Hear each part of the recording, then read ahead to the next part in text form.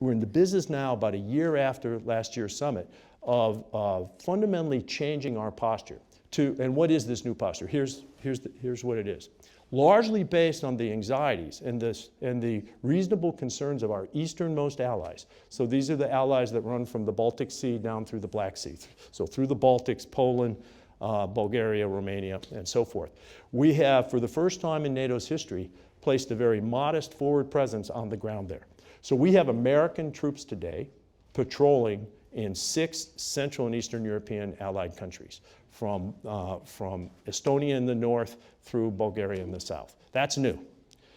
NATO, secondly, behind that very modest forward presence, has created, for the first time in its 65-year history, a rapid reaction force. So this is a force of about 13,000 troops that are on notice to move in days, so they're quite ready, quite high readiness standards, and they're prepared to go anywhere inside the alliance space or beyond. We've also taken some steps to accelerate or streamline our decision-making process so that if there's a crisis in the East, largely based on Putin's threats and so forth, we can respond as quickly as he can move. And that's a challenge for the alliance because we do everything on a consensus basis. So for Putin to move, he has to vote 1-0, okay? And the 1 is in his mind. For NATO to move, the count has to be 28-0.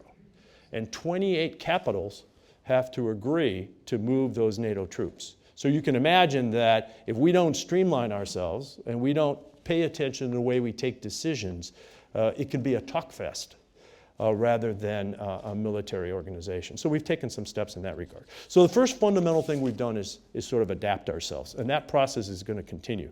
The second is we have to attend to what we call unfinished business of phase 2. The 2 major pieces of unfinished business are in Afghanistan today, where we are at under 14,000 troops. So we went from a high of 140,000 now to 90% less. We're under 14,000. And we're into a non-combat role. So to this day, we're advising and assisting and training Afghan troops, but they're doing the fighting. So the NATO troops in Afghanistan today are in a non-combat role. That's a major change. But it's business that's not yet complete, and we have to continue to do that. Similarly, we have a very small-scaled operation that continues in Kosovo.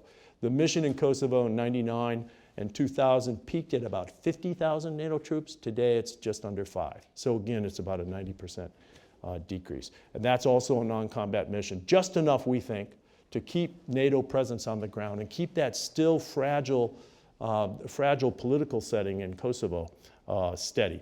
Why is it important that after all these years, I mean, after all, it's been 16 years since the NATO bombing campaign in Kosovo, and it's been 13 years that we've been in Afghanistan. Why are we still there? Because NATO pictures itself. It believes that it has to be the responsible, mature, predictable player.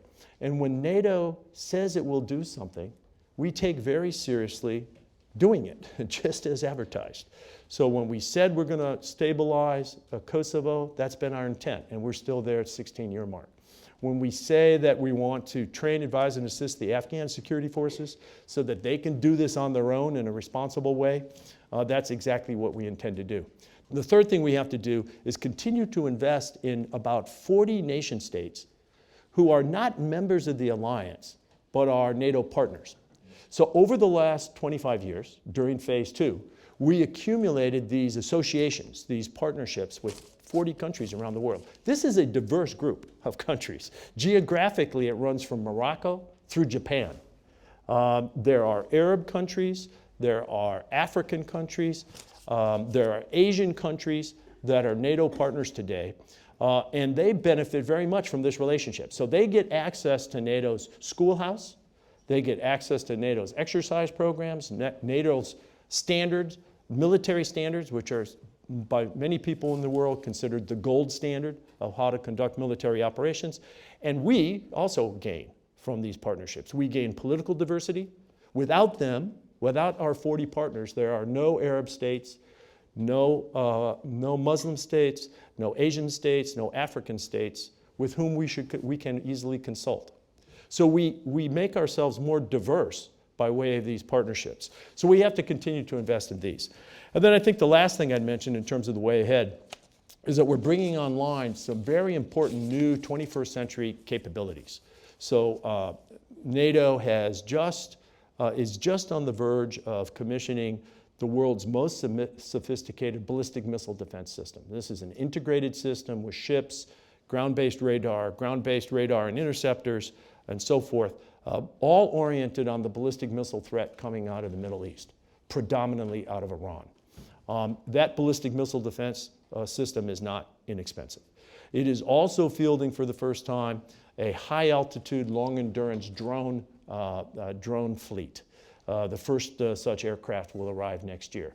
That's not inexpensive. So one of the most important things that alliance leaders took, most important decisions they took at Wales last year, was a recommitment to defense spending, which is targeted at 2% of GDP. Now, the US spends about 3.5% today, so we're well above the target. But as of today, there are only a total of 5 allies out of the 28 who meet this spending pledge for defense spending. And as I said, the US is one. But there's a real sense in the alliance that given the sorts of challenges that Joanne and I have already outlined here today, and the sorts of challenges we see in the newspaper every day, that now is the time to reinvest in especially European defense commitments, so that while they're not intended to match US defense spending, they can pull their weight and move towards this 2% of GDP target, which was affirmed by alliance leaders last September.